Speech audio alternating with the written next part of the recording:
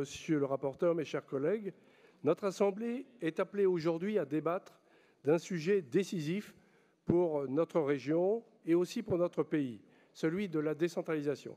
C'est en effet une réalité largement reconnue par les élus, par les acteurs économiques, sociaux, associatifs de terrain. Depuis trop longtemps, notre pays souffre d'un excès de centralisation. Les élus locaux, depuis des années, déplorent une mise sous tutelle progressive des collectivités. Ils récusent à l'envi une évolution qui, sous le terme de déconcentration, s'apparente de fait à une recentralisation au profit de l'État. Confrontés à l'accumulation de normes bureaucratiques complexes, parfois absconses, de réglementations multiples et parfois contradictoires, les acteurs de terrain sont souvent bridés, voire paralysés dans leur action publique quotidienne. Et de fait, l'État intervient dans presque tous les domaines de l'action publique, et souvent au détriment de ses fonctions proprement régaliennes, éducation, santé, justice, sécurité. Son omniprésence dissimule de moins en moins son impuissance. Les doublons, les conflits de compétences, le millefeuille administratif ont fini par porter préjudice à l'efficacité et à la proximité. Et malgré le niveau record des prélèvements publics, les services publics peinent à assurer leur mission et leurs résultats sont loin d'être au rendez-vous. Il y a 40 ans, nous célébrions les premières lois de décentralisation, un tournant dans l'histoire de notre organisation institutionnelle. Mais depuis ces lois de fer de 1982, notre pays n'a pas connu de réforme décentralisatrice majeure. Et l'acte 3 de la décentralisation, il faut bien le dire, régulièrement promis par le président de la République, se fait toujours attendre. Nous affirmons ici aujourd'hui notre conviction qu'il est nécessaire et urgent de donner à la région plus de liberté et plus d'autonomie.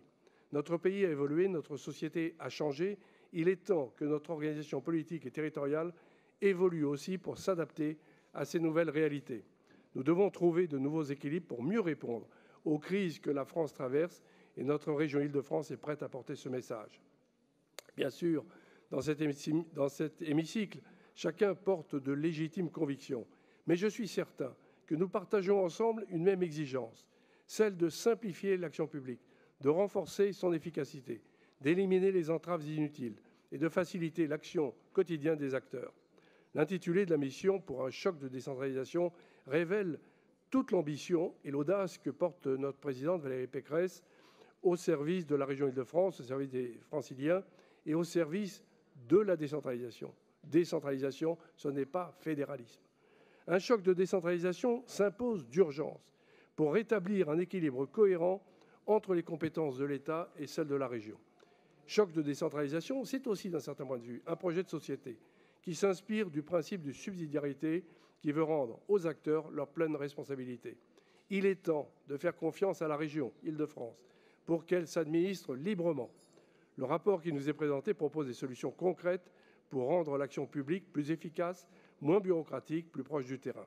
Et je veux d'ailleurs saluer le travail remarquable du rapporteur Jean-François Vigier, ainsi que celui des membres de la commission de la réforme territoriale, présidée par Denis Gabriel. Je les remercie pour cette vaste consultation qui a débouché sur des propositions tout à fait intéressantes. Et je remercie les nouveaux intervenants experts qui sont intervenus au cours de 27 auditions au cours de ces 6 derniers mois.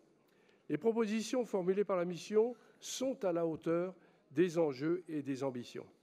Grâce à la loi 3DS, les régions ont la possibilité de demander à l'État de transférer certaines compétences qu'elles peuvent mieux exercer plus efficacement. Ce droit de saisine, notre région est la première à la solliciter. Il incombe désormais à l'État de répondre à cette saisine, car sinon, quel serait le sens et la portée de ces textes qui ont créé le droit à la différenciation et le droit à l'expérimentation.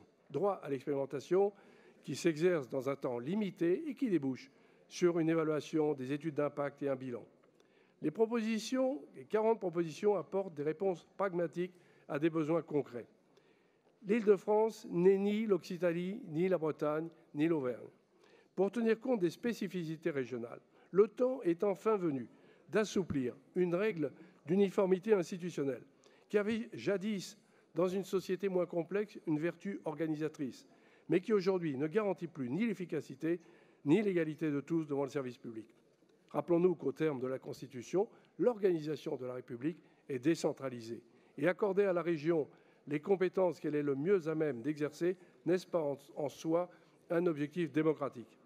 Ce rapport s'adresse aux Franciliens. Les propositions répondent à leurs attentes légitimes pour des services publics plus proches, plus efficaces, plus simples, plus adaptés. Confier la présidence de l'ARS, celle de Pôle emploi, celle de l'AP-HP à la présidente du conseil régional n'est pas moins important ni moins révolutionnaire au sens girondin du terme que de confier, comme en 1982, la présidence du conseil régional, du conseil départemental, traditionnellement assurée par le préfet de région département, à un élu du suffrage universel. Notre pays ne pourra résoudre la crise de confiance qu'il traverse qu'en redonnant aux élus locaux la liberté et le pouvoir d'agir, conformément d'ailleurs au principe de libre administration des collectivités locales. Liberté, proximité, efficacité de l'action publique, telles sont les lignes directrices de ces propositions. Cette séance marque ainsi un moment crucial, peut-être même historique, où notre région saisit l'opportunité de renforcer ses compétences par la décentralisation. Elle est aussi une main tendue à l'État pour mieux servir l'intérêt général, l'intérêt de nos concitoyens, l'intérêt de notre pays. L'enjeu est d'envergure. Nous sommes appelés à suivre les traces de nos prédécesseurs, les grands décentralisateurs. La décentralisation n'est pas qu'une démarche administrative, elle est une volonté, une dynamique, un élan, et c'est à cet élan de renouveau que nous sommes finalement collectivement appelés. Je vous remercie.